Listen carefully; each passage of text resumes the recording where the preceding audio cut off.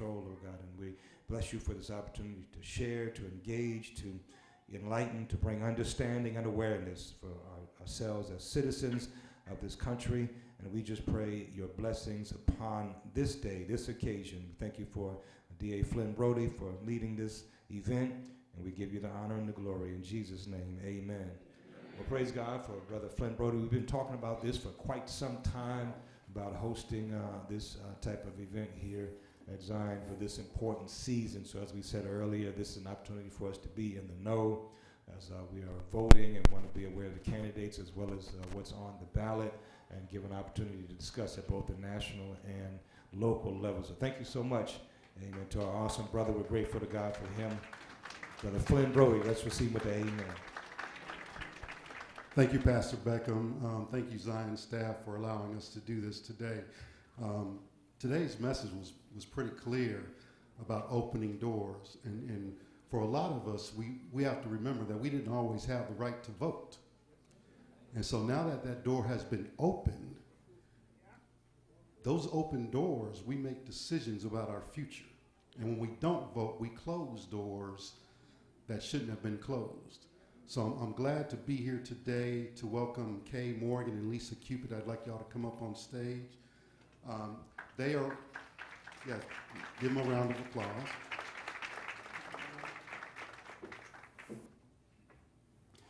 They are both running for county chair.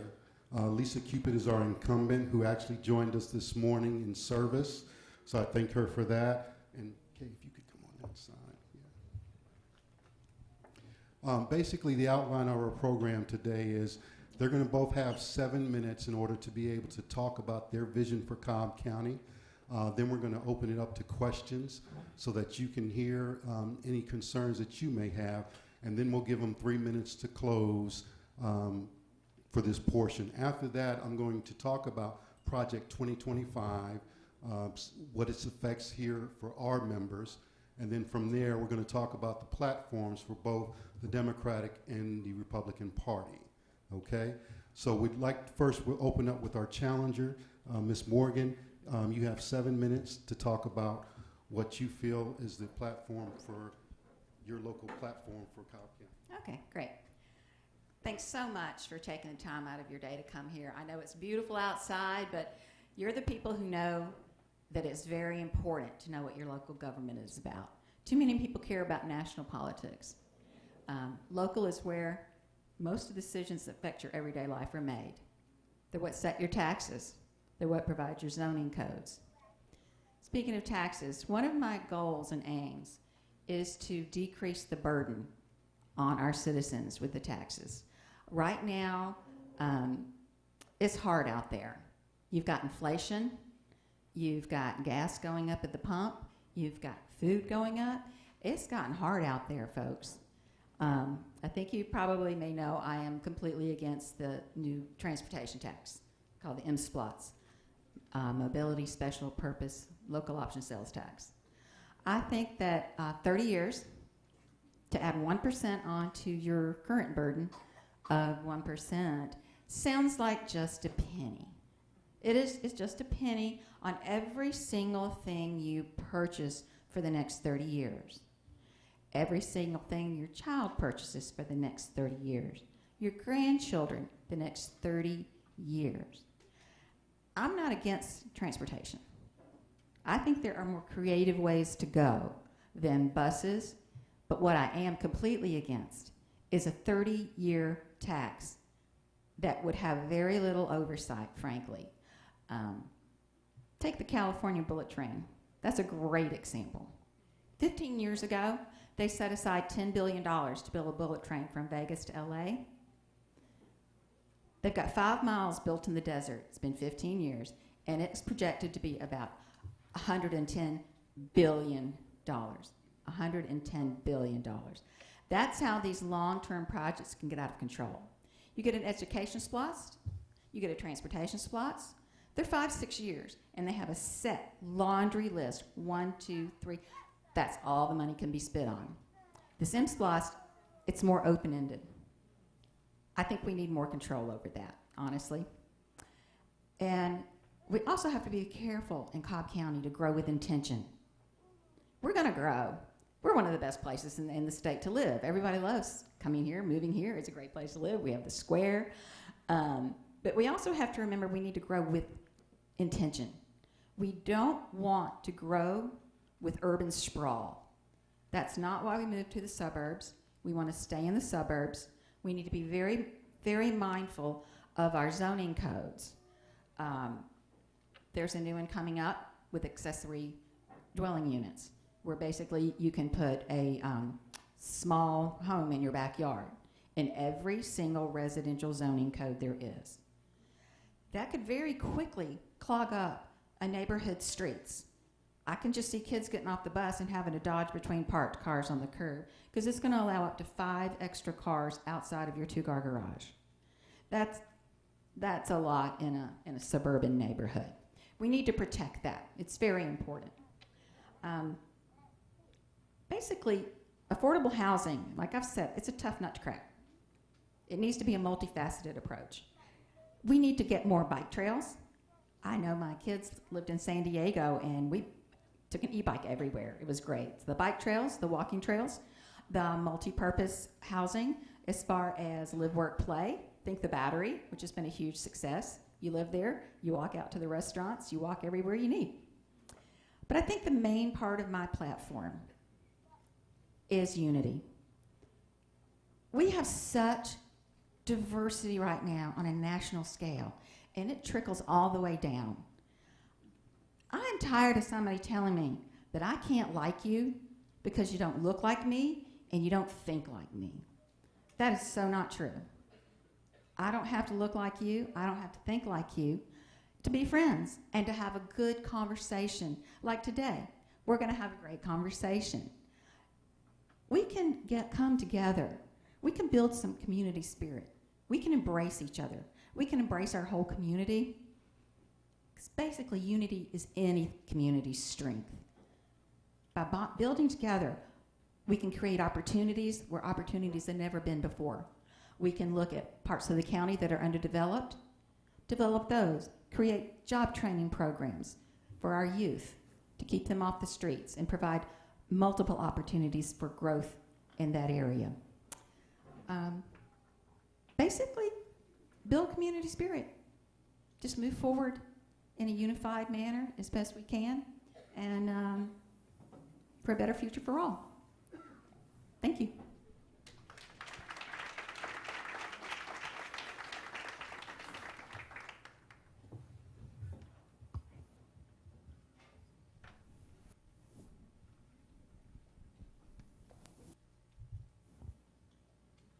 Set my timer here, Flynn. Make sure that I honor. Thank you. Good Sunday morning, everybody. It's a pleasure to be here, and it's a pleasure to worship with you today, and it's an honor to serve. I have been in Cobb County for about 30 years, and I've been serving on our Board of Commissioners for about 12 years. And I moved here to the East Cobb area, met my husband at Georgia Tech, and he was quite frugal and astute with funding, and he wanted to live in the best area of Cobb we could afford, so we moved to the Six Flags area. And between then, I had lived in West Cobb. And along the way, I saw the prosperity and the affluence and the opportunity of Cobb not reach all people in all communities of Cobb. That was my sole purpose for running when I saw the disparity as a commissioner. But I saw that the message of wanting a safe community that you have pride in, that you believe in, was a message that resonated for everyone in the county. And again, I'm so honored to have the opportunity to have that same interest and goal as a commissioner, and now as your first female and your first African-American chair of Cobb County. These are things that I know my parents probably considered was their wildest dream. My parents are not from this country. They're from Guyana, South America. There's a lot of pride that they have being in this country. There's a lot of hope. And their aspirations don't just settle with me, but I look to always improve the lives of others, because I know others have poured into me and my family. I'm very proud of some of the things that we've accomplished over the last 4 years. We have maintained Cobb County as a prosperous community. We've maintained our AAA bond credit rating, which is the highest credit rating anyone can have over the past 4 years. But we've done that in the midst of a lot of uncertainty when it comes to redrawing lines so that all of your new Democratic commissioners can't continue to serve. When it comes to adding cities, because people say, well, this new chair is going to bring laundromats and industrial to our community because that was in the Six Flags area. These are the backdrop things that we've still had accomplishment in, but make no bones about it. There are people that do believe that if they don't see themselves sometimes reflected in leadership, and not themselves necessarily by race, but by party, that this county cannot go forward. And for me, I want to create a county that everyone feels comfortable to live in, but I also want to create a county that if you can live here, you can lead here. Everyone is a leader. Everyone has the opportunity to thrive. Some ways that we're trying to make sure that happens. First, again, I lived in the Six Flags area. I know what it's like. I was raised in Metro Detroit, pastor. And people said that Detroit is so unsafe. Sometimes they write things about me in the paper to say I'm from this person from Detroit and this is what I'm going to do to Cobb County. But I'll tell you, I never heard gunshots living in Metro Detroit, but I heard them every week living in the Six Flags area of Cobb County. That is something to me that has been unacceptable. So having a safe community is paramount to me. When I came in, our police officers were making under $48,000. When I first came in, the first year we raised their pay to $51,000, and just this past year to $54,500. What does that get you when you invest in those that invest in safety for your community? Our crime is down 25% in Cobb County, and beyond that, highest crime beat in Cobb County. Our retention of our officers is up 34% in Cobb County. We have a real-time crime center that's allowing us to address criminals and not criminalize communities with technology. And we're also, getting back to my roots in the Six Flags area, are able to now put in shot spotter system so we know when shots are being fired so that police can readily address those issues. Because for me, it's important to remember where I came from in the Six Flags community and what gave me my start, and making sure all of those residents feel safe in their community. We want to create a connected Cobb, a Cobb where opportunity isn't just for some over there. So yes, we're talking about things like transit, because we want to make sure that people have access to opportunities. Because if you read about an opportunity about Cobb, but you can't get to it, it's no more proximate to you than someone who's 3,000 miles away. We want the accessibility and the resourcefulness of Cobb, to reach everyone who is here. Some ways that I make sure that we're connected is, yes, through a mobility SPLOST. That's a 1 cent investment in our current community, but it's also in our future. People talk about it as a 30-year tax. The Braves were worth the 30. People talk about a 1 cent penny sales tax. We pay that for education and infrastructure. We are talking about opportunity and investment. Something else that's also important is making sure we're a prosperous county. We've added thousands of jobs, several new businesses, even during a pandemic. But we're also adding increased opportunity for minority-owned, women-owned, and disabled veteran business owners here in Cobb County. We've added 2 new workforce development centers, one that will be in North Cobb and one that will be in South Cobb. We are trying to make sure that our opportunities in Cobb are out in the community. Also, I've had 2 beautiful children with my husband. I had them while I was in law school. I know how important daycares are. I couldn't be here without that. We've added $4.5 million to support our daycares. We're also adding money to support young people already in workforce development. I'm a caring person. The prosperity of Cobb, our businesses are very important, but to me as a chairwoman, it's important that I know that everyone, whether or not you are housed or unhoused, is represented by your leadership in Cobb. We've invested $500,000 to help those who are out in the cold during extreme weather events, which also happened during our hurricane season where we needed those funds to assist people. We've championed $50 million to help people stay in their homes. That helped over 500 families during the pandemic. Thank you. We've also raised employee minimum pay here in the county. When I came in, employees were making $9 an hour. When I came in, one of the first measures I took upon myself was to raise that pay. My goal was $18. We got it to $17 an hour if you work for Cobb County. I believe that if you work for Cobb County, you should be able to afford to live here. And people talk about transit taxes too much. Is it not too much to have opportunities for people to go to work and go to school? Because 80% of people who are utilizing our bus services are utilizing it for just that. What is the cost of someone who can't get to where they want to go? And what is the cost for someone who doesn't have leadership that represents them? I've been committed to representing everyone here. I'm asking for your support to continue to do so, and I think it takes effective, caring, but also experienced leadership to be able to do that. Thank you.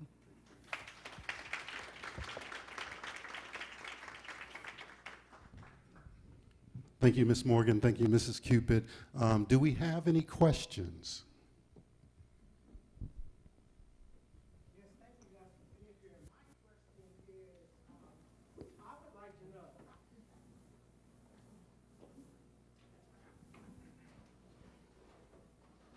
Appreciate it and thank you. I would be curious to know what are the, for each of them to identify one key issue that they differ on, aside from the transportation sales tax increase, what, as I say, each of them, how they differ. Does that make sense? And Ms. Chairwoman Cupid, we'll start with you since we started with Ms. Kay before. Sure. I think we differ foundational because we differ in showing up. We differ in showing up. When I moved to Cobb County and I saw the disparity across the county, I started attending every county meeting that I could because I couldn't understand it. Whenever I saw a Cobb County sign up, I went to those towns. I didn't know what the meetings were, but I knew I was going to be there because I could not understand why the area I first came to Cobb County in was so vastly different than the area that me and my husband moved into. We moved in 2002. In 2004, I was president of, 2004, I joined our community task force. I, again, was attending a lot of community meetings. I started working for a regional business coalition and started bringing leaders from that organization to the Six Flags area and asked them, please help me with my community. I would go to commission meetings every Tuesday. Every Tuesday. I was an engineer at the time. I asked my supervisors, and they were supportive of me because I was doing my job, that they will let me go, and I would just sit there and watch. And I did it for years. And I would take that information back to my community and say, this is what is going on. So when we talk about zoning, I wasn't just reading it. We were coordinating meetings with our developers. I was walking door to door in my neighborhood, letting them know about the zoning cases and letting them know how we can, like East Cobb and North Cobb, speak about development in our communities. I did this for between 2004 and 2012. Before I ran for office. I didn't show up because I wanted a position. I showed up because I cared about community and the people that were in it and knew that if we didn't take charge of it, that nothing was going to change for us because there was nobody advocating on behalf of our interest. And what really drove me to run was when the prior commissioner of my community, they had budget cuts in 2011.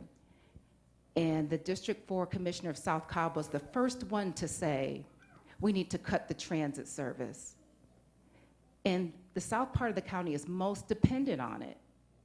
So you have to be out there with the bus stop with her children in the cold to understand how vital that service is.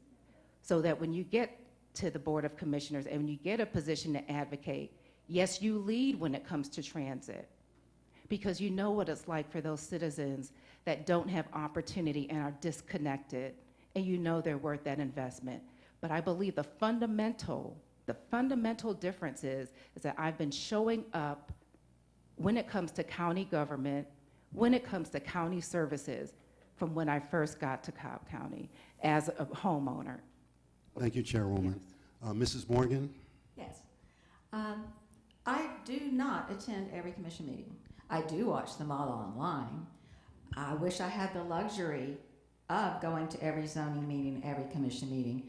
However, I also am self-employed. I don't know if any of you out there are self-employed.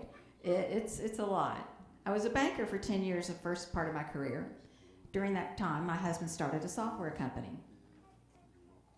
It got to the point where he needed me to come on with him. So I ran a small business for 25 years. Now I'm a realtor, so I know the county.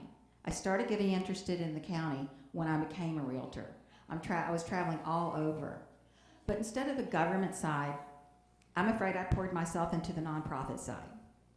That's where my heart has been for years. I've always been highly involved with the nonprofit sectors. Things like Sweetwater Mission, Must Ministries, Center for Family Resources. We're working to try to find a solution to these food deserts that we find in parts of the county. There's even, believe it or not, banking deserts where people can't even bank. They'll open up a portable bank on Saturday so people can at least cash their paycheck. That's not acceptable in this county, and I have found this through all the organizations that I work with. There's numerous volunteer opportunities out here, but you know what happens? She's talking about showing up. There's about 20 people when I go to these nonprofit meetings, and it's the same 20 people over and over. So if I let that go, you're down to not as many people. I just like to advocate for those who don't have a voice. And the transportation, I get it. I do get that we have a need, but I feel personally we do not have a need for buses, large buses rolling down our streets. That puts the people at a disadvantage who aren't close to a bus stop. They're still going to have to walk, rain, snow, heat, with kids, without kids, to a bus stop and get on a bus, transfer to a station, get off there, walk to wherever they need to go, walk back, get on a bus, and do the whole thing all over again. To me, that's just old-fashioned. And we are supporting that particular system. Down 73% ridership. We're rolling empty buses. $27 million last year to supplement that. And if I understand correctly, this year it's budgeted at $38 million to supplement that. Those funds could go a long way toward on-demand transit for our citizens, which would be a lot more practical. Senior citizens won't be able to access a bus system. They're not going to be able to get to a bus stop. That's just not practical. We do have senior services that provide for them right now, the disabled. We need to think outside the box. It's 2024, y'all. We're beyond big buses rolling down the street. That's my opinion. Thank you, Ms. Morgan. Any more questions?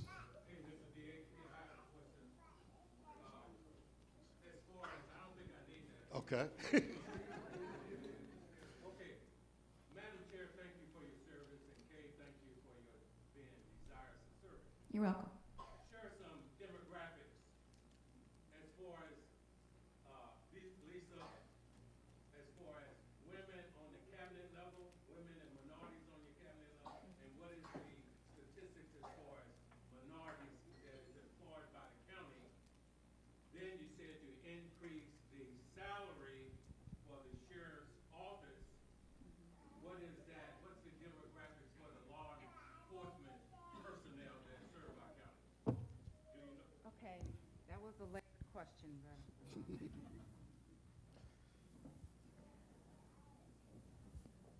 Okay.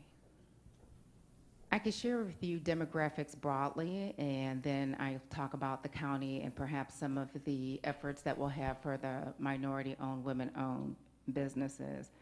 Cobb County is a majority minority county. And for the first time, Cobb County is being led by all women, and 3 of those women are Black women. And so we are a board that is making history. I think there's opportunity for us to ensure that we see diversity in all of our ranks in the county. It is certainly less diverse than what people may see on the board in public safety, as one of the departments that you inquired about. I do know that they're making efforts to ensure that they are better reflected in the community and recognizing those, not even just our African American officers, but our Spanish speaking officers who are in the force. But there's opportunity there. I can't tell you the demographic data overall for the entire county, but every year we have few years we have an EEOC report that tells us where we are not meeting the general community demographic in certain departments, so we know where to focus efforts. And I'm hoping that, I know because when we raised the salary from $9 to $17 an hour, I had employees, men, women, young, old, tell me how significant this has been for their family. This is the difference between them and their spouse having to work 2 jobs. This one grandmother said now she can afford to send her son to school. So I know when we make decisions like that for our employees, it's not only for our employees, and it helps them, yes, have a more stable life, but it helps them better serve you. The more stable workforce we have, the more quality services that we can get. And so that's important to me, and I'm hoping that the things that we do as a county will make Cobb more attractive to more demographics. Can we do better? Certainly. But I think that we've made significant effort, and we're putting in the tools, the policies to be able to do better. Thank you, Chairwoman. Ms. Morgan, I know that question was sort of directed to Lisa because of her position. Could you talk about your thoughts on DEI?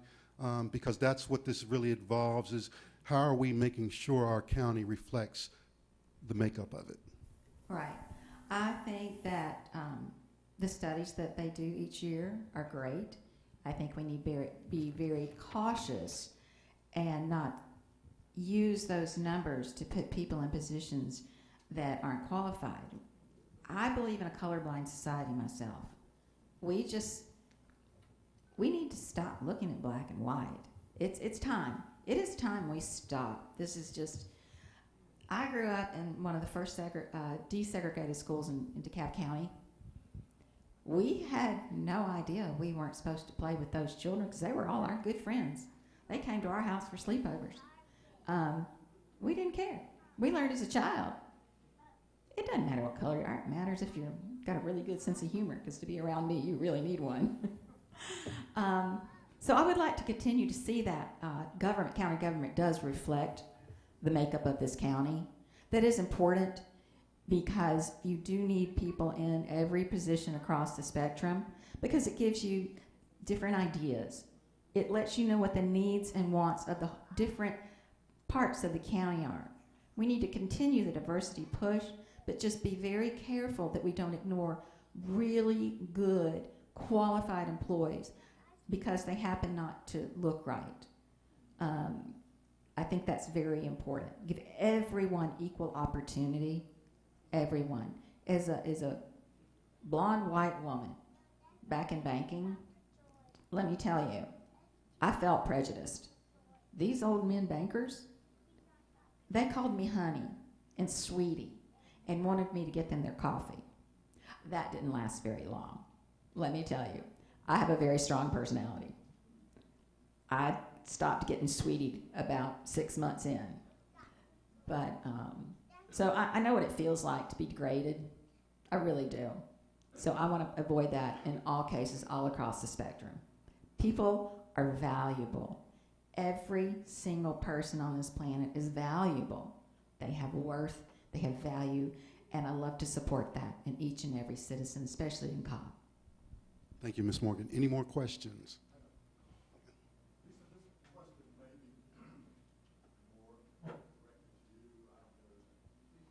Here, let me let you. Yeah, I was singing too loud today, but solo, you couldn't hear me. But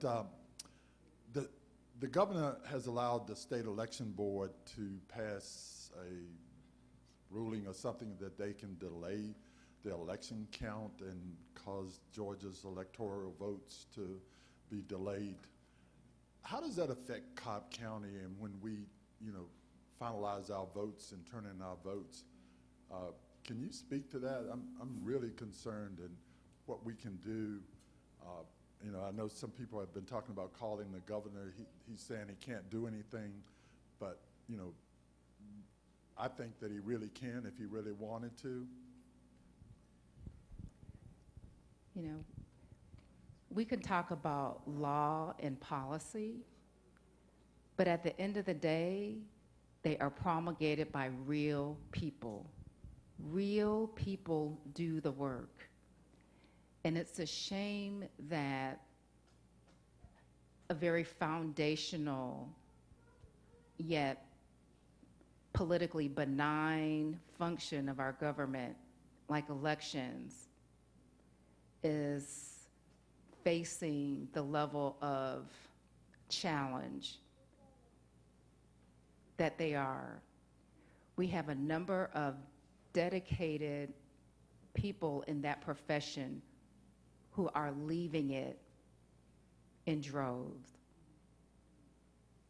It places a burden on those who are there, and it adds an added burden to the new people trying to get in to make sure you maintain your fundamental right to vote.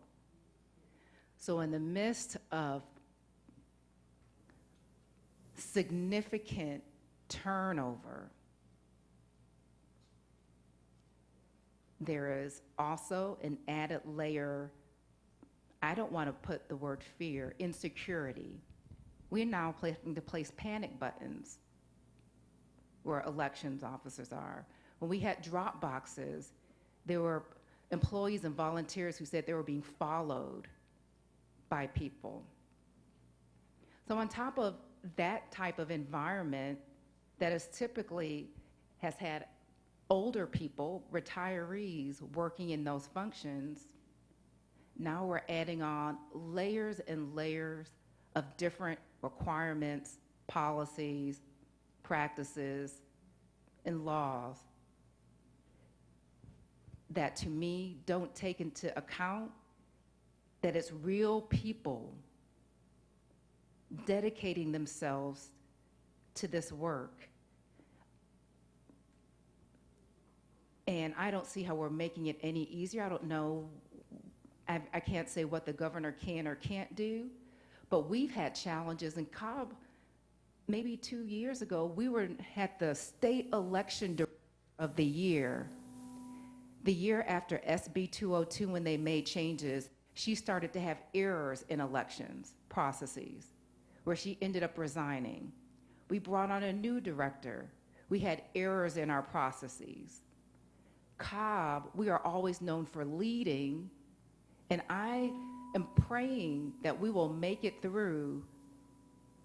But I can tell you that just changing systems, processes on top of things, I think it's just making elections more and more difficult. And I wish I could give you an answer. Definitive things will be once the polls close on election day, but I can't consider in current circumstances. Ms. Morgan, would you like to comment on that? I would, thank you. I did serve on the Cobb County Elections Board in the 80s to the early 90s. It was an interesting process. Even though the board was Democratic and Republican, we were reported by the different parties. We never used that against each other. We got along really well, and we moved forward in the process in a unified manner. I would love to see that come back. Honestly, I'm not sure I agree that the elections board should be politicized. I guess since it is an appointing position, it would be difficult not to. But we need to get past, Republicans and Democrats need to get past this whole, my vote doesn't count, it's rigged, all this. Having been involved deeply with the elections, it would be very difficult to rig an election, honestly, in my opinion. Was there hanky-panky maybe in the drop boxes all over that weren't attended? Yes. The drop boxes now, thank goodness, they're all attended, and they're under camera. We know exactly what's going on, so we can show anybody the trail of those ballots. And if we have somebody come in a wheelbarrow, we're going to know. Again, we've got to come together and find a consensus. We've got to put more trust in our local officials. And if we keep changing rules at the last minute, like they just did, that puts a huge burden on our elections director. It's a very complicated process. And the elections director already has a tough job. Poll workers, they say they're paid. It's community service. It's, I think, $75 or something. My parents did it for years and years. They didn't do it for the money. They did it because they cared about the integrity of our elections. And they cared deeply about every single person having a voice in the elections. People encourage everyone to get out there and vote. It's so important. I don't care if you vote like me. Vote on policy. Study your candidates all the way down the ballot. Cross over. If there's one candidate you like better than this other candidate, cross over. I've often crossed over. I'm not going to go R all the way. Maybe there's an R I just don't like, or an R I feel that there's a D more qualified for. Vote policy, not personality, just policy. But please, vote. Thank you, Ms. Morgan. This will be our last question. Thank you, Mr. DA. First of all, I'd like to thank each of these wonderful candidates for coming out on Sunday afternoon to make themselves available so that we could hear from you directly.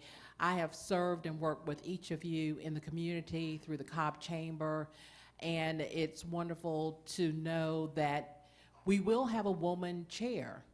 In spite of whichever way it goes, we're going to have a woman chair as we reflect back on the fact that it was only a few years ago that women could vote. And from Madam Commissioner Chair, who said that we've got a full board of women leaders now, which means that we will, after the election results, continue to have a full board of women leadership.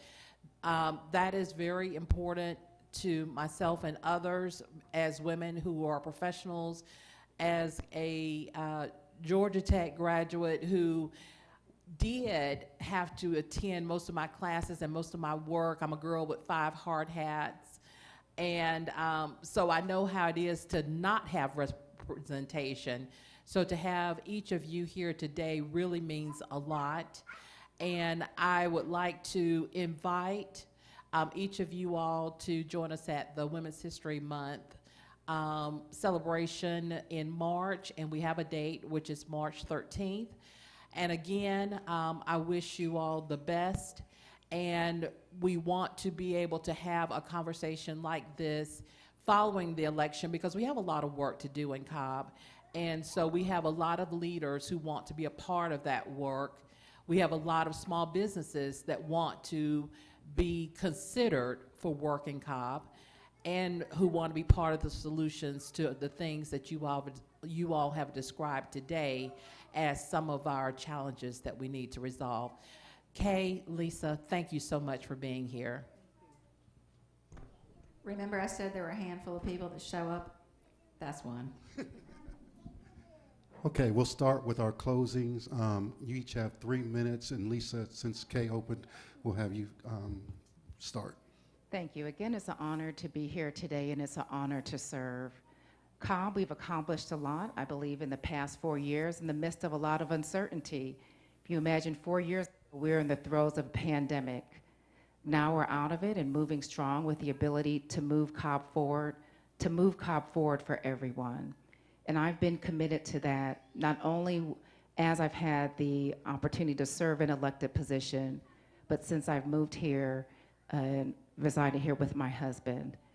I believe that Cobb County, we have a lot of fundamental things to address when it comes to policy, housing, transportation.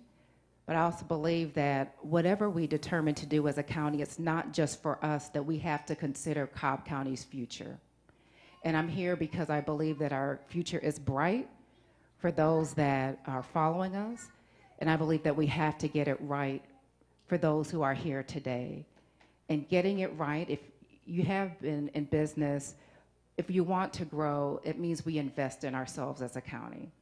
We invest and we look at our opportunity for innovation, and we have to stop looking at our county as it's a zero-sum game, that if some move forward, that means everybody doesn't get ahead. We have a great county with people such as yourself serving in our community, and I'm here to ensure that we're working together in partnership and that we move together in purpose.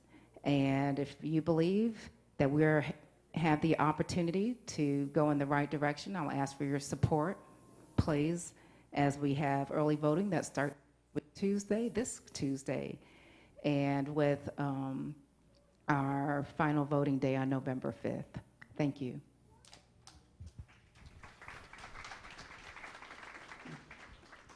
I want to echo Ms. Cupid with that.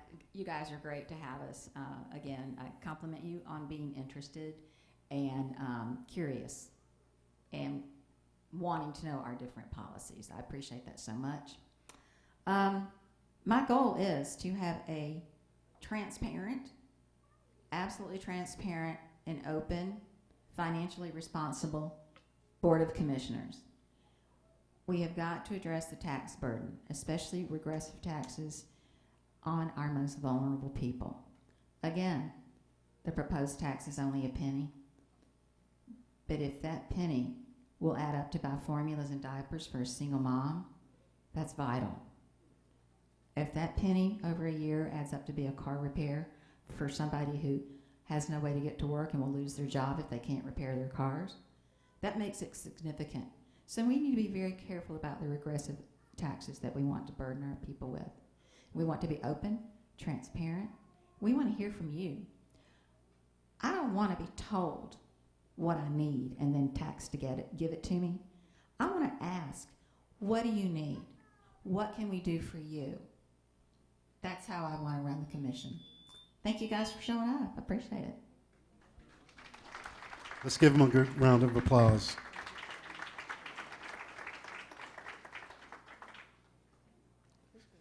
Thank you both. And thank you, Flynn. Appreciate you coordinating this.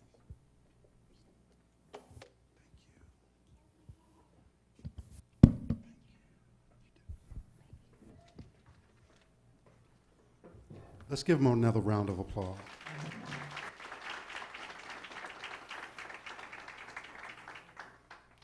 When we start talking about open doors, one of the things that's critical for us to know which door to walk through is to be able to have the information. So I thank Ms. Morgan and Chairwoman Cupid both for coming today to talk to us about their vision for Cobb County. It's important that we know what's happening. Could you go to the next slide? One of the things Ms. Morgan talked about was our decision to be able to make our own choices. These are the special questions that are on the ballot. They should be on everybody's ballot. You'll see the first one is the proposed constitutional amendment, basically to set a general statewide homestead exemption. And I think that's important that we need to vote for that. We also have the proposed constitutional amendment for a tax cut court. And that court is basically when somebody's not paying their taxes, to have a special court for them to go to be able to address those issues. There's also the statewide referendum question. which is for raising the amount of tangible personal property tax exemption from $7,500 to $20,000. That's also another important reason to vote. And then also the special election, which is our mobility special purpose local option tax, the 1% tax sales and use tax to be imposed for special districting consisting of Cobb for a period not to exceed 30 years. You heard both candidates talk about their view on that, so I won't expand on that, but that is a decision that we have to make, and we have to understand why it's put in place for Cobb County as we continue to move forward. The next slide. This was what Pastor asked me to talk about today, was Project 2020-25 and how it affects us. I chose a couple of different aspects for it. Go to the next slide, please. And just to give you an understanding what Project 2025 is, this is the 9th edition of the Mandate for Leadership series, and it was published first in 1981. So Project 2025 is not something that's new. It's something that's been published prior for each presidential election since 1981, starting with Ronald Reagan. At the time, the conservative group that put this together, Ronald Reagan tried to implement about 67% of their agenda. President Trump, when he was president, he tried to implement about 56% of their agenda. And so their 4 foundational aims of Project 2025 are restoring the family as the centerpiece of American life, dismantling, number 2 is dismantling the administrative state, which means reducing government. Number 3 is defending the nation's sovereignty and borders. And number 4, securing God-given individual rights to live freely. The first one of these proponents that I wanted to talk about was faith. So if we can go to the next slide. These are some of the things that when I did the reading that showed up and I think were important to us as Zion Baptist Church. The first one is demolish the constitutional wall separating church and state.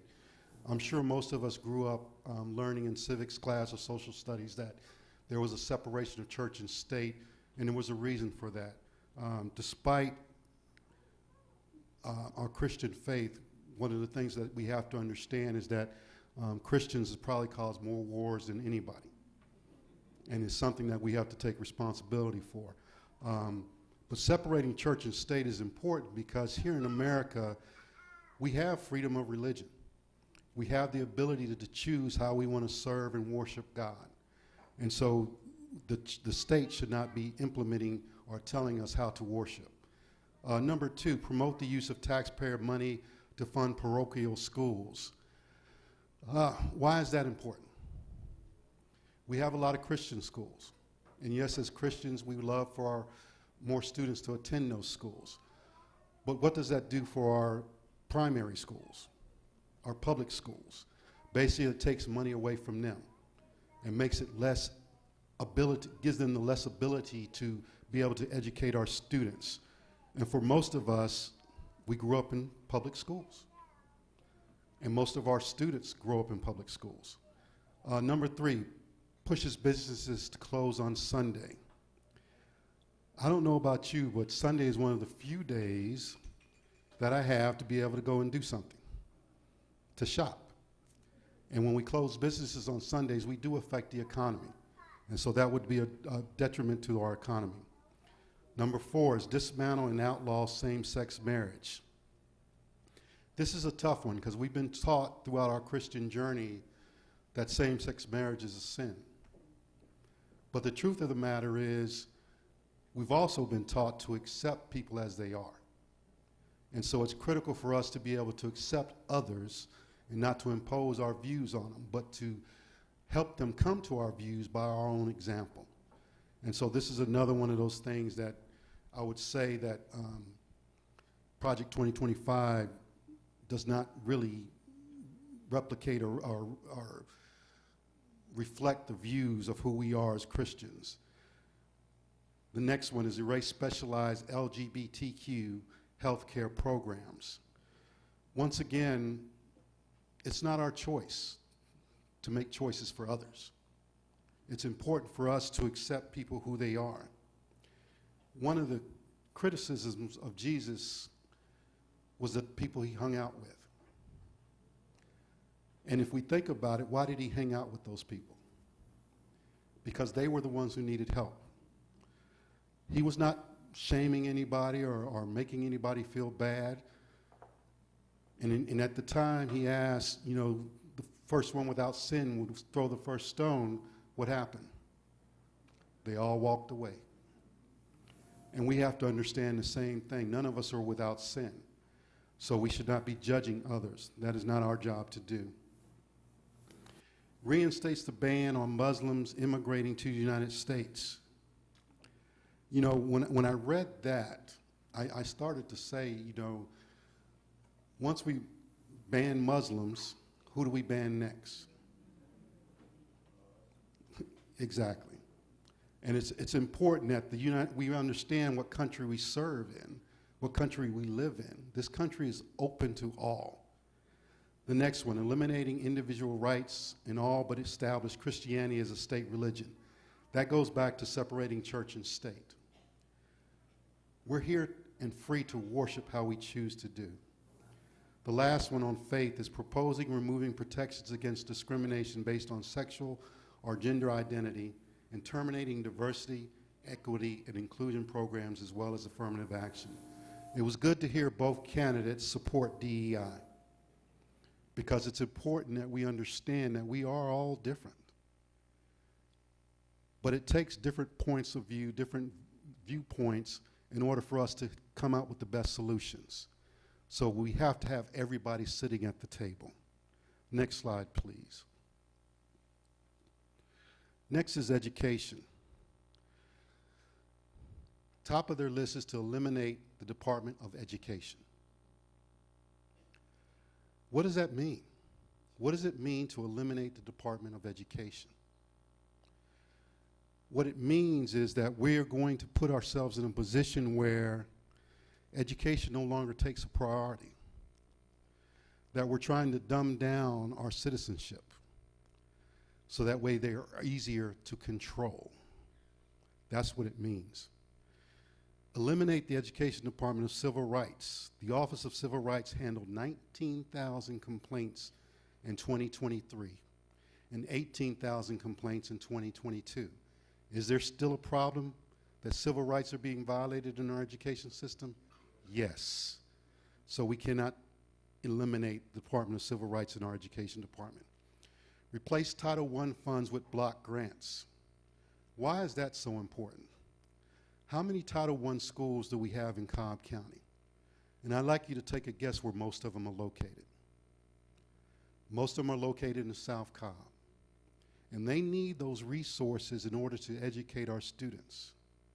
When I look at Bekeetron High School or Pebblebrook High School or Campbell High School, they're doing a phenomenal job of educating our kids because the feeder programs that they have used those Title I funds to be able to educate our kids to make sure they're reading and writing on a proper level so when they get to high school, they have an opportunity for success. I don't know if you guys saw just lately the MDJ, or it might have been the AJC, published the graduation rates for the state of Georgia.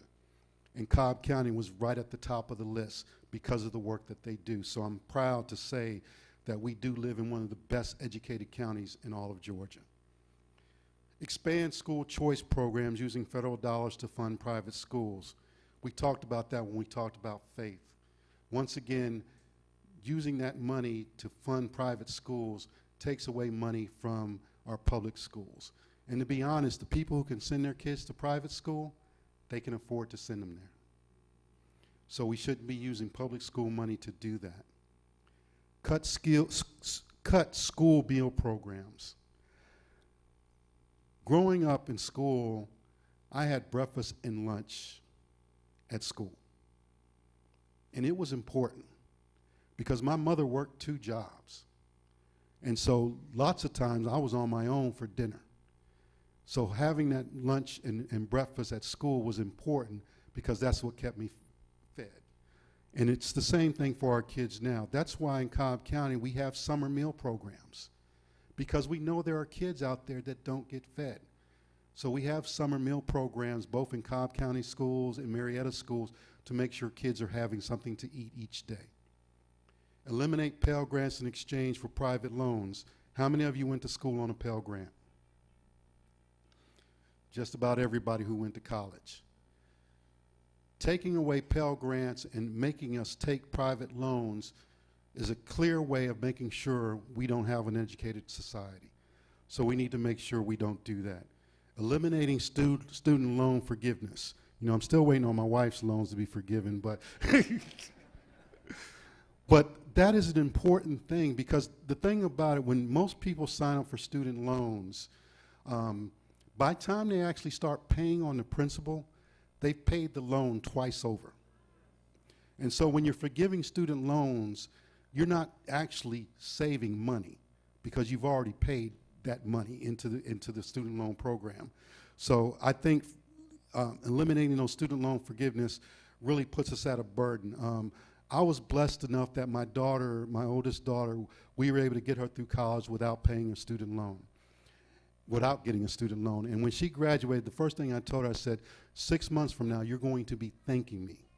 And she said, why? Because then your classmates, your roommate is going to have to start paying their student loan. And in December of that year, she said, Dad, her roommate was Brittany. Brittany's student loan payment is over $600 a month. And so eliminating those student loans is totally effective.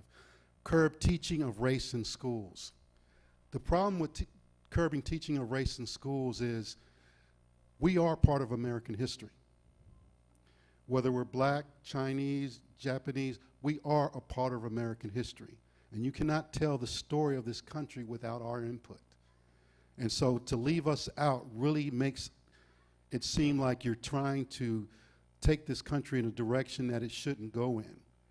You know, it's sad enough that you can read so many history books and so many of our stories have been taken away. So many of the things that we've done or contributed have been taken away. The first time I understood that there was a black and white, I really got into history.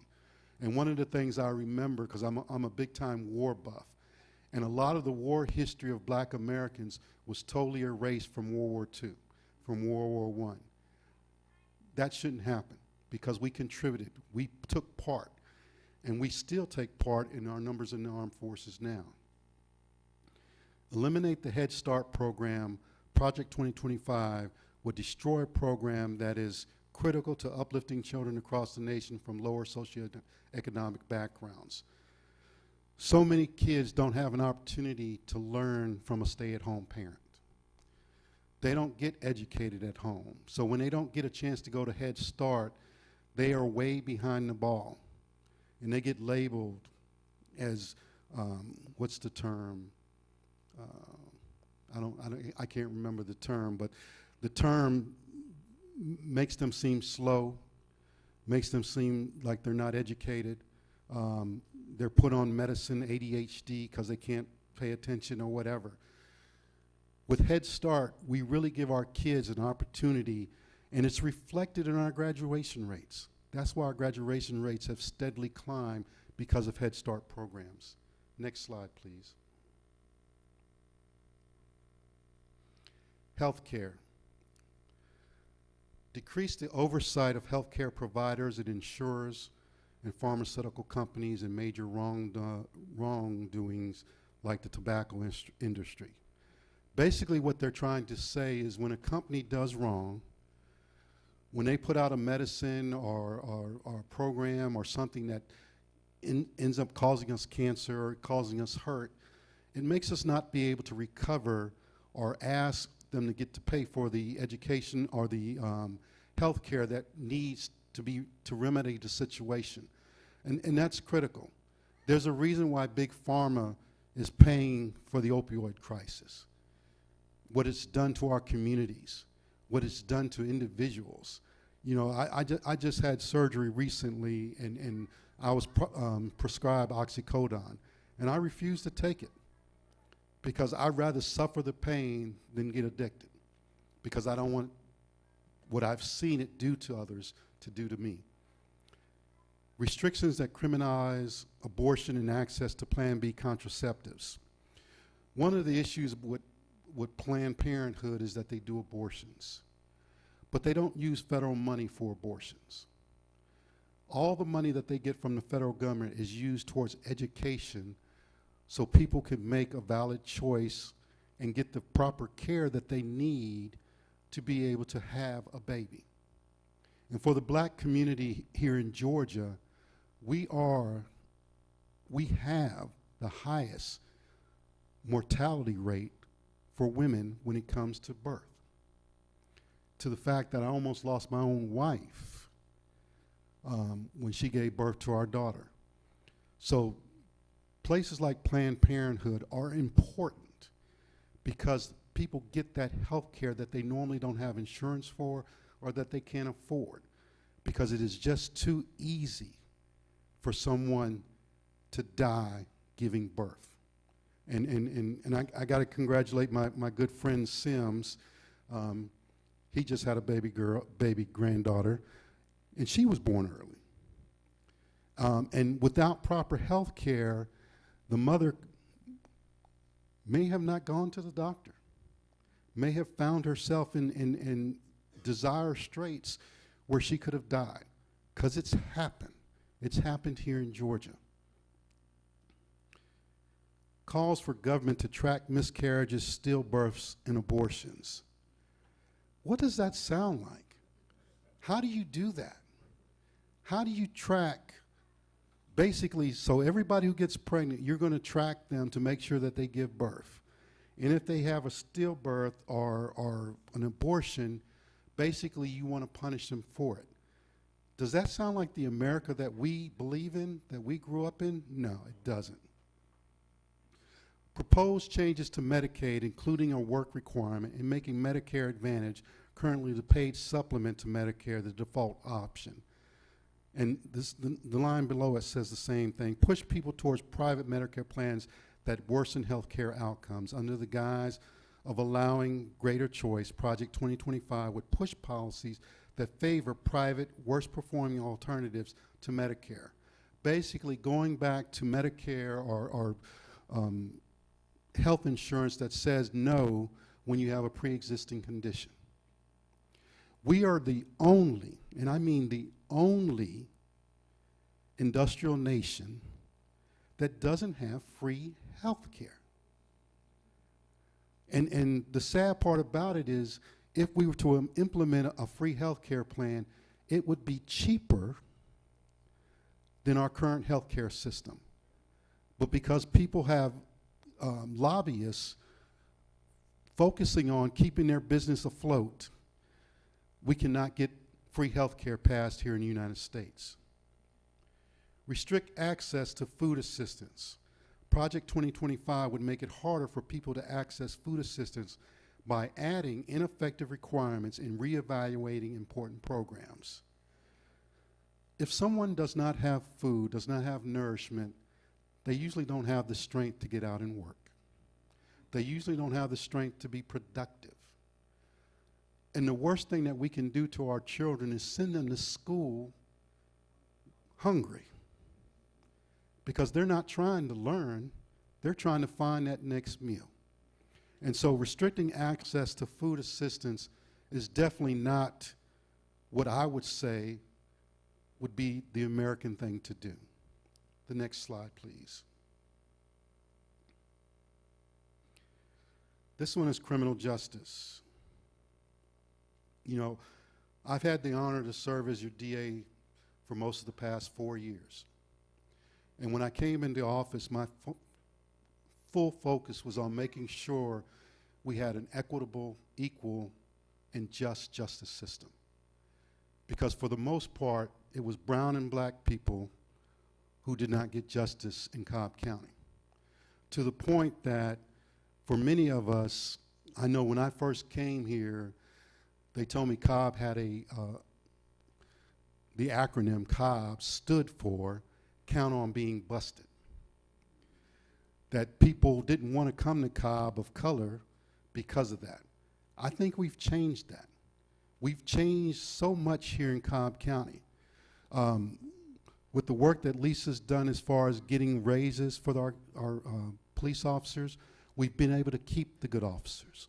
We've been able to recruit better officers. We've been able to educate our training force with the new training center. We've been able to do the things to make sure that we have a fair and equitable police departments and sheriff's office. And Don, you talked about diversity in our sheriff's office. Our sheriff's office is the most diverse in the entire state. And I think that's important because when you pull up, you want someone there who looks like you. So when someone starts going off, they can bring him in and control them. I think that's important. But Project 2025 proposes to undo police reforms enacted in the wake of George Floyd's murder. What kind of reforms are we talking about? Well, here in the state of Georgia, we've got a new citizens arrest law because of the death of Ahmaud Arbery. We have a new hate crime bill because of the death of Ahmaud Arbery. Those are the things that they want to take back. They want to take back hate crime bills. They want to take back our new citizens arrest law. They want to make it where we basically are the Wild Wild West by giving guns and allowing guns to be carried at all times. When that law was passed, I asked the police officers, I says, so what happens when you show up on the scene and everybody has a gun?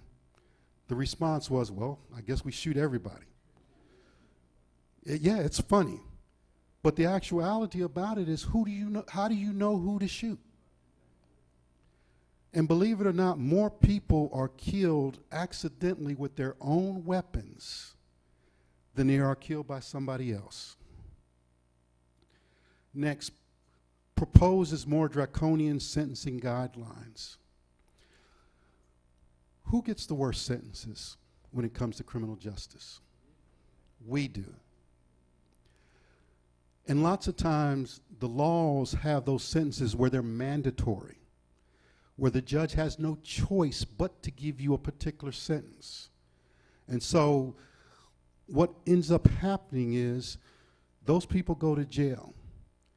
And you know the funny thing is, sooner or later they have to do what? They have to come back. And if we're not doing anything to prepare them to come back, they come back as better criminals. They come back as more desperate criminals, and they come back to a community that doesn't know them anymore. We have to do better. Our sentences need to be structured so we're focused on them coming back to the community and preparing them to be productive citizens. And that's what I've tried to do as your district attorney. Places federal court prosecutors on a very short leash, removing their discretion to how best define what criminal justice reform means. Does that sound familiar? We just had a law passed here in Georgia that does the same thing to our prosecutors. And basically what it was based on was some prosecutors saying that some of these low-level offenses, I'm going to use a different alternative in order to be able to restore these people back to the community instead of sending them to jail. There's a reason why here in Cobb County we can house Fulton County inmates, because we've lowered the number of people in Cobb County that have gone to jail because we've instituted programs that help restore these people back to the community. You heard Chairwoman Cupid talk about our crime rate is down 25%. That's a lot. That is an extreme number, 25%. And it's because of those programs that we've put in place, it's because of the programs that the jail has to educate people, to job train people, so that way when they do get out of jail, we are prepared to receive them into community as productive citizens. They want to take that away. They want to take every criminal and throw them under the jail. And yeah, there are some people that need to be thrown under the jail. If you want to hurt and continue to hurt people, yes, that's what I want to do. I want to keep you out of my community. But if there's a chance that I can restore you and bring you back to the community as a productive citizen, that's what it should be. Because that way, they don't recidivate. Absolve police departments under federal oversight because of racial discrimination. The federal government has a program that when a police force gets a bunch of racial complaints, they get federal oversight. They want to take that oversight away. There's a reason why Ahmaud Arbery was killed in Brunswick, Georgia. That police department for years had targeted blacks, targeted minorities, put them in jail, and kept them down for a long time. When we were down there doing jury selection, many people asked me, how did we get a jury where there was only one black person, and that black person just happened to be a former police officer? Well, the reason was because so many of them had felony convictions and they could not serve on a jury. That was the reason. And it was because of a police department that's focused on keeping blacks in line by using the law. Proposed slashing funding for the Department of Justice, dismantling the Federal Bureau of Investigation and Department of Homeland Security. Why do they want to do that? Might be because the former president is being investigated by the FBI or by the Department of Justice. The Department of Justice serves a great purpose in our country. Because when states have problems, we go to the Department of Justice. They have more resources to help us control drug cartels, to control gangs, to do the things that we need to do to keep our communities safe. One of the things I always think about when it comes to immigration is people immigrate to this country for what? To find work. Not to commit crime, but to find work. And so if you want to stem immigration, stop people from hiring illegal immigrants. But that has a backside to it too, because a lot of the jobs that we don't want to do, they come here and do them. And they come here and do them at minimum wage. They don't have the right to vote because they're not citizens. They don't have the right to collect Social Security. There's a lot of things that they forego coming here doing the work that we don't want to do that help us keep our prices down so we can afford to live here in this great country. And it leads to our next one. Recommend the arrest, detention, deportation of undocumented immigrants across the country. The project promotes capital punishment and the speedy finality of such sentences. One thing I love about our justice system is that when someone is sentenced to death, there is an appeals process. Because how many times have we found that that person was wrongly convicted?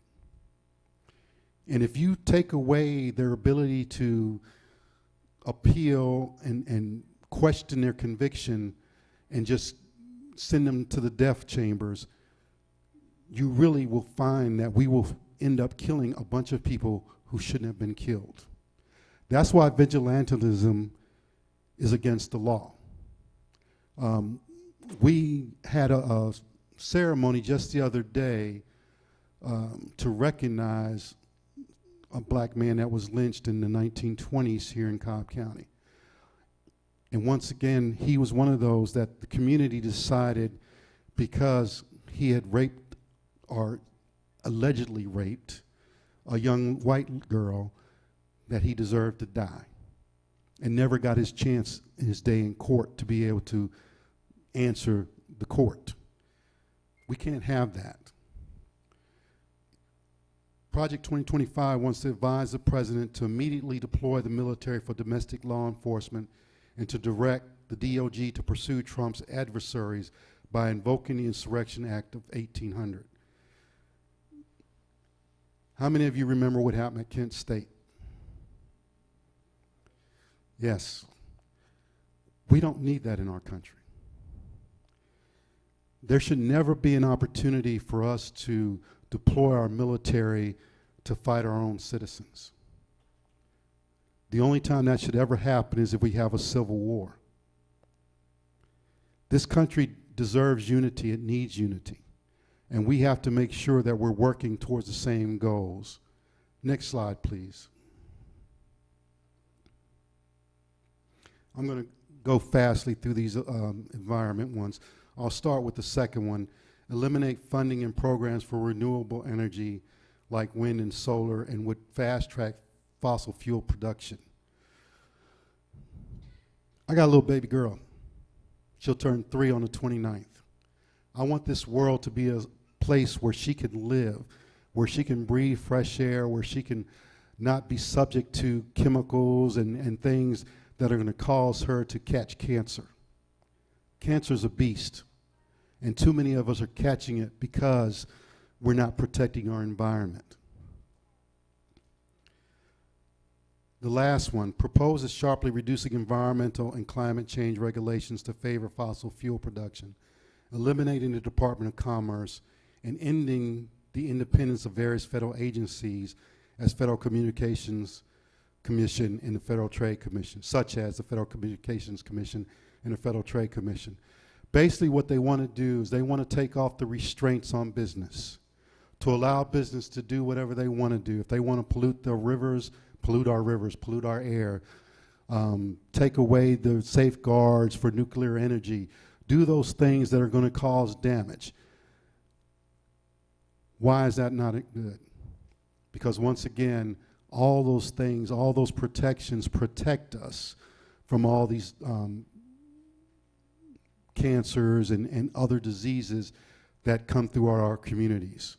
Next slide, please. Social justice. How many veterans do we have in here? How many of you actually collect disability? One of the things that they want to do is they want to limit who qualifies for veterans' disabilities. They want to take some of our benefits, and I don't, people always think that, you know, for veterans, retiring at 20 years, you get 50% of your income.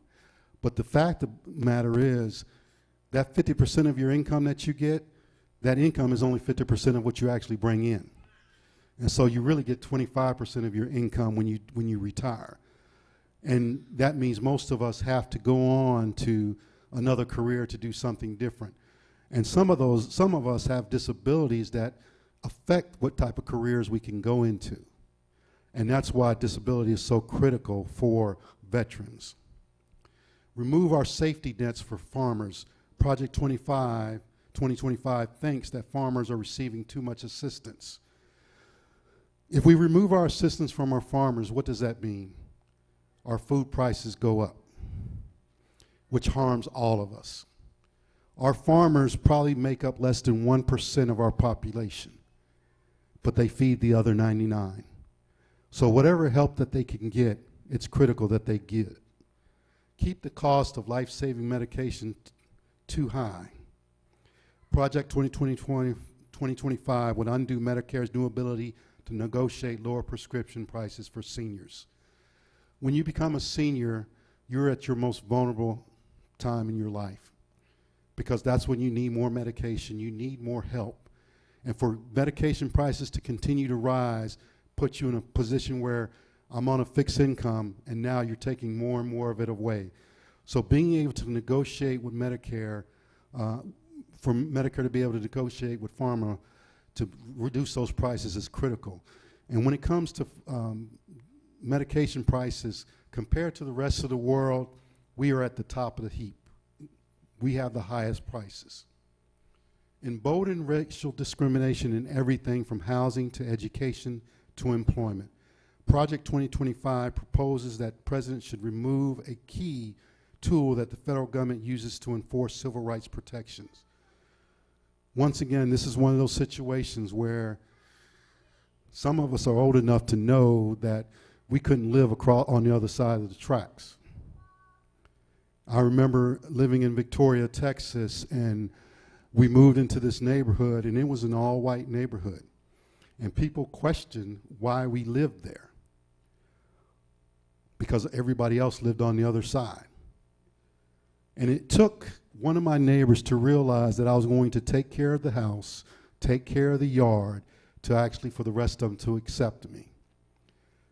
We shouldn't have to live like that anymore. Project 2025 proposes that the federal government stop the long-standing use of disparate impact in assessing discrimination by ending its use in discrimination cases, and even bringing lawsuits that challenge the standard's constitutionality. Does anybody know, do you know what disparate impact means? Basically, it means there can be a neutral policy as far as race, gender, or whatever, but implementing that policy has a bad impact on a particular group. So lots of times when you say we're going to have separate but equal schools, okay, did it affect black children? Yes. It made them less educated. That was a disparate impact. That's what they're talking about when they talk about disparate impact. Neutral policies that, when implemented, affect one group or the other. That's been the standard that the federal government has used when somebody has implemented. Say, we're going to make sure we limit the number of drop boxes in our voting precincts. Somehow or another, those drop boxes seem to disappear more and where? Minority neighborhoods. So there was a disparate impact. We're going to implement a reading exam to be able to vote. At the time that was implemented, what was the literacy rate for black folks? Very low. So that means more black folks didn't vote. We're going to make a property requirement to vote. At the time they implemented that, how many black people actually own property? So there was a disparate impact. That's what they're talking about when you have those neutral policies on their face, but in truth, there's an impact on a particular group. You had a question?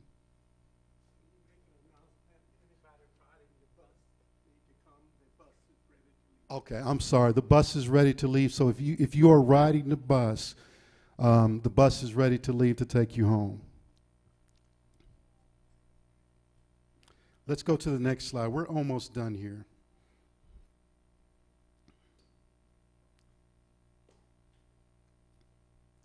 These are some of the other things that Project 2025 will do. The American Rescue Plan created 220,000 jobs. Project 2025 wants to cut the American Rescue Plan, which will eliminate those jobs. We talked about the food assistance. We talked about the civil rights. We talked about the Head Start, which would affect 1 million children, most of them minority children. We talked about the lowering the drug prices. One that we didn't talk about was cutting overtime protections for 4.3 million workers. Basically, right now, any worker that makes up to $43,000 as a salary, I believe it's $43,000. If they work overtime, they can ask for more money. They can ask for overtime pay, because most of the time your salary workers can't get overtime. The Democrats want to raise that up to $58,000.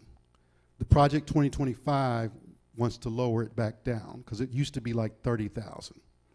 And that means if you're a salary worker, you work overtime, you don't get any extra money. And I think that's totally unfair, because that's what a lot of businesses do, is put you on salary so they don't have to pay you overtime.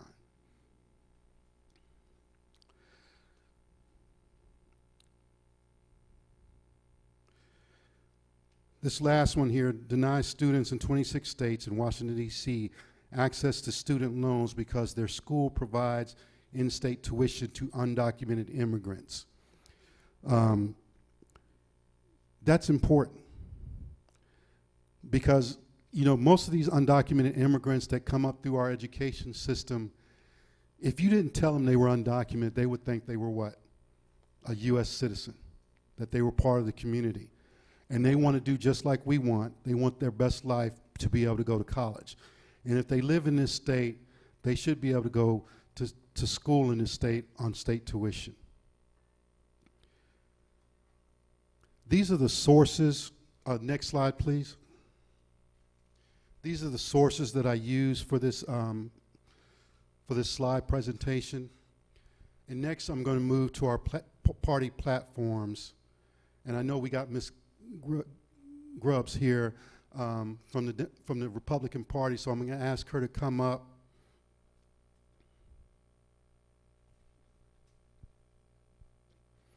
And these party platforms I took directly off the Democratic National Party site and also the Republican Party site.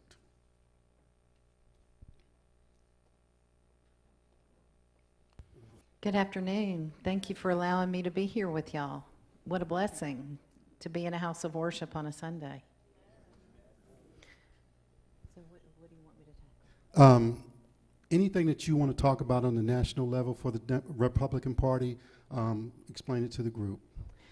Okay, so this is my first time seeing this. So my name is Sally Grubbs. I'm a born and raised Marietta girl. I grew up right at the end of Cole Street on Pine Street. My father was from here. My whole family's from here, so I have Cobb County in my heart.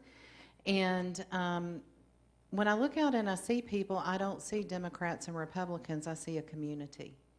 And I see community values, and what I see are people that are our neighbors, and you know, our families live together, we shop at the same places, and family values is something that I concentrate on because I think we all want to see healthy, thriving families.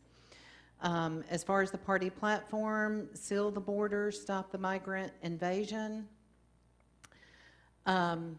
If you don't have borders, you don't have a country. I think we can all agree on that. And I am not against immigration at all. I believe that on a national level that we have to have border security. And when you see how many people are victimized, you know, you had the situation with Lake and Riley and Athens. And as I'm a business owner, and I've been in the manufacturing world for many, many years. And I have worked with many people from Mexico, Guatemala, all across the world, actually. And I think we do need a resolution. This is my own personal feeling, because I don't know how to do anything but talk from the heart, so that's what I'm going to do. And I had an employee one time. His name is Julio. He now lives in Houston. And he had 3 precious little girls. And we would have cookouts at work and that kind of thing. And they would come around, and these girls became like my own grandchildren. I played with them and loved on him, but there was a week or so where Julio was just not right, and every time I looked at him, he would be crying. Finally, he told me what the problem was, and 2 of his little girls had been sexually abused in their community. But he felt like he could not go to the police and tell them because he had overstayed his visa. There is no doubt that we have a broken immigration system in this country, and it must be addressed. But it cannot be addressed by opening the borders and allowing criminals to come across the border who shouldn't be in this country to begin with, because we need to have a safe country. And so on that platform, I am for controlling the border and ensuring that American citizens are safe. That's much like I'm kind of going to dovetail on the MSPLOST issue with the transit tax. And I have a grandson who will be 3 in December. And your daughter is precious. She's as cute as a button. But I couldn't look at her and say, sweetie, I'm going to obligate you until you have children to pay a tax that I decide on, but you don't get a voice in. I think it's immoral to obligate our children and our grandchildren for taxes that they don't have a voice in. And something, chances are, they're not ever going to use. And I think as a parent, as a grandparent, that I should get to decide for myself what happens, but I shouldn't have to obligate them for an indebtedness that they're never going to get to see or use. Carry out the largest deportation operation in American history. I'm not, since this isn't the actual platform, I'm not sure exactly what the wording is. I can tell you on the Georgia level, and for the Cobb County Republicans, how we feel. I can't really speak to that, but I believe that if there are people who are here illegally, that needs to be addressed. I do not believe that we ought to allow people, you know, the topic of the Fulton County, you know, letting people come to our jail from Fulton County, I personally disagree with that. They say Cobb County is making money off importing criminals from Fulton County to Cobb. If that was your son, and say he committed an offense, I have 2 boys, by the way, and he was in the Cobb County jail, and there was an altercation that happened, if my son was hurt because a Fulton County criminal was in a Cobb County jail, I don't care how much money Cobb County is making off of that. It's not right. And they're actually separated. The Cobb County and the Fulton County inmates don't mingle. So. Okay. Okay. Thank you for that clarification. But there's also the transportation feature, and there's also putting our Cobb County, my brother's a retired Cobb County deputy for 32 years, and I don't think it would be fair, to your point, that even if they're segregated in the jail, I don't think it's fair to put our employees in Cobb County at risk for Fulton County criminals. That's my personal feeling. End inflation and make America affordable again. I don't know about y'all, but when I go to the grocery store, I feel it. When Hurricane Helene was coming through and, you know, go get your bread, milk, and your eggs and all that, and I'm at Kroger, I live alone at this point, and I bought 2 bags of groceries, and it cost me $85. And when you are on a budget, which I think probably everybody's on a budget, we cannot afford higher prices. Because, and it's going to get worse, I hate to tell you, but with the storm that just came through in South Georgia, with the damage to the crops, how many of y'all love pecan pie? Anybody? You go buy your pecans now, because I guarantee you, when Thanksgiving comes around and we're doing our sweet potato souffle and we're putting our crushed pecans on there, you're going to be paying twice the price. If it's not twice the price, I will buy you a Coca-Cola. It's going to be a lot. So yes, I do believe that we need to end inflation and make America affordable again. Make America the dominant energy producer in the world by far. Y'all, we have tons of natural resources here. We need to, I'm one of those, I'm a shameless drill baby drill person. Why are we dependent on foreign countries for oil? And those people, a lot of those people in a lot of those countries want to make war on America. I have done a lot of research into the energy situation. I have family from West Virginia, and I think we need to put American workers to work. I think we need to give Americans opportunities, and part of that is energy independence. And I don't know if y'all have seen, but like with Hurricane Helene and what the travesty that has happened in North Carolina, with all of those people being displaced and no power. I still have lots of friends in Augusta. I don't think the news media has been fair either, because there were 24 people in Augusta who died because of Hurricane Helene. And how many people have heard that on the news? People lost their lives big time in our Georgia counties, but yet we're going to plug in an electric car to try and charge it when these people don't have electricity. We need to be energy independent. Stop outsourcing and turn the United States into a manufacturing superpower. I absolutely 1,000% agree with that. Being in manufacturing in the 90s when NAFTA came into play, do y'all know about NAFTA, the North American Free Trade Agreement, and all that and all that stuff? Well, what happened was there's a little town called Alexander City, Alabama. And Russell Manufacturing, Mr. Russell built Alexander City, Alabama as a place for textile manufacturing. And when NAFTA came into play, it completely, I don't even know if this is a word, but I use it all the time. It completely disasterized Alex City, Alabama. Because do you know, Mr. Russell, when they converted from steam to electricity for their plants, he built a power plant. And do you know that he gave electricity back to the residents of Alex City, Alabama, because they had such a surplus? And that's what manufacturing can do in our country. Being in manufacturing, I'm in the metal world, the substandard steel that we are getting now from China is abysmal. I'm in the coatings industry, so we have to powder coat and paint the steel that comes. And the imperfections and the weaknesses that are in that steel, you don't want your buildings made out of it. When I have to go to Nashville a lot for my son for medical treatment at Vanderbilt. And when we drive through downtown Chattanooga, there used to be a huge steel plant on the left as you're going north on 75. And now it has windows broken out. There's nothing going on. Birmingham Steel used to be a powerhouse and a king in Alabama, and you're probably going to regret asking me to talk because I'm so passionate about these things. But yes, American workers need to drive the engine of America. We don't need to be dependent on China. We don't need to be dependent on Russia. We don't need to be dependent on these outside countries. So yes, I agree with that. Large tax cuts for workers and no tax on tips. Absolutely. Y'all, I don't know about you, but I feel like I am taxed to death. Every time I turn around, I'm paying ad valorem on my car. My birthday's next month, by the way. And then I got to pay the ad valorem on my car. And then you've got to pay your property taxes. And then, the MSPLOST, 1 cent doesn't sound like a lot, but there's a lot of people that come to Cobb County to buy because they don't want to pay the Fulton County taxes.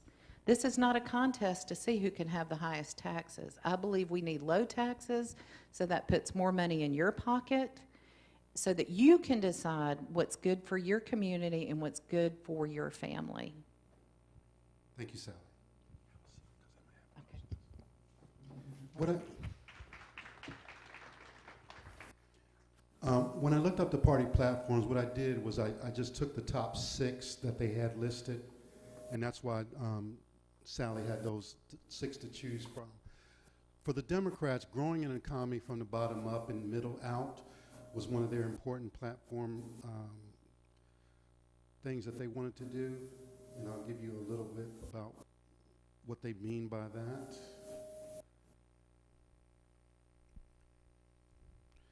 Basically, creating economic progress, investing in America, making sure we have good jobs, helping small business, helping bolster our agriculture, fighting poverty is one of the main things, and lastly, ending special interest giveaways. Basically, not allowing businesses to get all these special favors and not return to the community. Rewarding work and not wealth. I think that's critical for all of us to understand that when we talk about rewarding work and not wealth, we're talking about cutting taxes for working families. We're talking about making the wealthy and big corporations pay their fair share. Because the fact of the matter, most of these corporations are built on the backs of individual people. And when we tax the individual people, we take away their choices, just like you said. But when we give these tax breaks to the businesses, they're not trickling these things down and giving more money to their workers, which means they're the ones creating wealth. When one man has almost as much wealth as 99% of us, that's a problem. Lowering cost. Our health care and prescription drugs, making sure those costs are low. We talked about that earlier. Our child care, home care, and paid leave are critical for our families to make sure, one, that our kids have that connection with their parents, and two, that when parents need to go back to work, that there is somebody that can care and competently care for their kids. The prices of groceries and gas are critical. One of the things that we see here that lately is that most of these organizations, these businesses, have made record profits because of price gouging. Not because inflation caused it, but because inflation was caused by their price gouging and not the other way around. And that goes to corporate greed, trying to make more and more money for their stockholders versus making more and more availability for our people. The cost of housing is over the top. Affordable housing is one of the most critical things that we need to do because in order for us to be stable, we have to have a house. We have to have somewhere safe to live. Education. In order for our country to be the best it can be, we have to make sure we educate our populace. The one thing that we can really look back on is at the end of World War II, when the GI Bill came out, we had a surge in education in this country. And that's what really catapulted us to the position where we are as a world power today. Social Security, pensions, and Medicare. Our most vulnerable citizens are elder. The population is gaining more and more as our baby boomers start to age. That group of individuals probably makes up most of the citizenship of our country. And as they begin to age, the safety nets that they need have to be there. Otherwise, we're asking the younger generations to take care of them, and that's going to be a problem. Tackling the climate crisis, lowering energy costs, and securing energy and independence. We talked about that earlier. What happens when we don't take care of our environment? What happens when we focus on fossil fuels? Sally, you said something about Augusta and the fact that they don't have electricity. Well, if we use renewable energy types, we will always have energy. When we use fossil fuels to make electricity, when those systems go out, we have a problem. But guess what? The sun always rises. The wind always blows. So there's always going to be renewable energy. And that's why we need to start looking at those renewable energy sources in order to be able to create the electricity that we use for our daily lives. Protecting communities and tackling gun violence.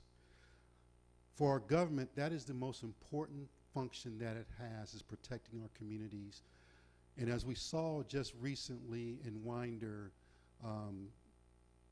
you know, when I look at that situation, I just can't believe what I saw there, was that a young man was identified as possibly thinking about shooting up a school, and a parent had the audacity to go and buy him a weapon, an assault weapon, and he carried out what he had said he was going to do. That's just sad. We need to have red flag laws. We need to have laws in place that when we identify people like that, we remove them from their guns. We make them go through a process to get their weapons back. I believe in the Second Amendment. I believe in the right to bear arms. But if you're a danger to others or yourself, you have taken away that right from yourself. And we need to do that as a country. Strengthening democracy, protecting freedoms, and advancing equity. It's critical that we understand that each of us, based on our founding documents, is endowed with the right to life, liberty, and justice, or the pursuit of happiness. And in order for us to be able to do that, we can't have the government restricting what we can and cannot do. We can't have the government telling us about bodily autonomy. We can't have the government tell us what religion we need to practice, what faith we need to have. We can't have that. This country was founded on religious freedom. And religious freedom doesn't mean you practice what I tell you to practice. Religious freedom means you practice the faith that you choose to faith. You worship God the way you choose to worship God. That's what that means. And I had another slide, but because of time, because we're already past 2 o'clock, we'll open it up. We'll take a couple of questions if there's any questions. And if not, thank you for attending. Thank you, Pastor Beckham, for allowing us to do this. I hope it's given you some information. Hope it's giving you the chance to realize that there is an open door for you to vote and to be able to make the choice that's going to help you in the future. Because for all of us, your grandchild, my daughter, we want this world, we want this country to be a place where they're proud to live, proud to be, and just give them every opportunity to be successful that they can have. That nothing that we do keeps them from being successful. And part of that is planning for a future for them. And sometimes there are choices that we make now that will reverberate way in the future for our kids. And it's important that we understand that. And sometimes they're hard choices. But if we don't do it now, it won't be there for them in the future. So are there any questions? thing that, thank you. One thing that you said, that as a Republican, I don't want the government to be my daddy. I don't want the government to be your daddy or your daddy. I don't want the government in control of my life. I want, number one, the Lord to be in control of my life, and I want to make the appropriate decisions for my family. And I have to say, you addressed the Winder situation with the gun. Number one, that gun did not jump up and do that. That's an old argument, which I know is a topic, but let me also tell you, the government failed because the government was aware of that young man. It had been reported, and the FBI failed to do their job, and that's one reason why, as a community, you want to have family values and ground your children in faith and hard work and dedication to, number one, God, and number two, to as a family. That government had been involved in that family's life. The government failed. So those unfortunate situations happen because people abdicate their roles and responsibilities as citizens to the government. And so that's why our individual freedoms are so very important. So I have to make that point. That was a sick child to do what he did. No, the father should have never done that, but it's not like the government was not aware. And that's why I am free from government intervention in our lives, because they did not do what they said they would do. And I definitely agree that they didn't do what they were supposed to do in this situation. And a lot of that is because we didn't allow them to do what they were supposed to do. We limited what government could do because so many people believe that everybody has a right to carry a weapon. But Like you're you s- for, this is one of the things, maybe you can help me understand, because I am totally open to listening and understanding what other people say. I believe Jesus said, come, let us reason together. So let's reason together. But you don't want the government involved when it comes to bodily autonomy and those kinds of things. No government involvement. But then you want government to create red flag laws to control what you do when it comes to defending your home and defending your own personal freedom. So those are some of the contradiction in terms sometimes that seem to be a thing. So I'm happy to discuss. They are definitely contradictions in terms, but for most of us, the body autonomy is a reflection on us, not the entire group. Red flag laws control a person to the point where it protects everybody else. That's why red flag laws are important. Like traffic laws, yes. Senator Gordon, I have a question for you. You said that in this one instance that the FBI didn't do the job. Do you understand that the FBI, much of what they do, we never know about. Matter of fact, we probably couldn't appreciate it because it's so fast. But so you want to get rid of the entire FBI if you believe, I guess. I didn't say to get rid of the FBI. So you're not subscribing to the 2025.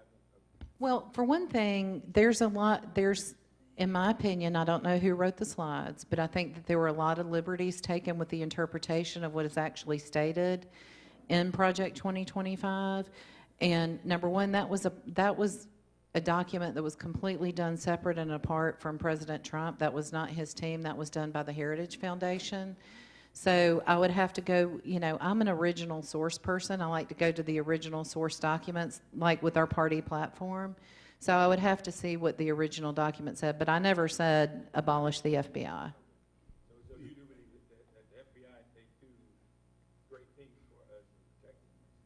I think there's a lot of good people in different agencies across the entire spectrum of government that do good things.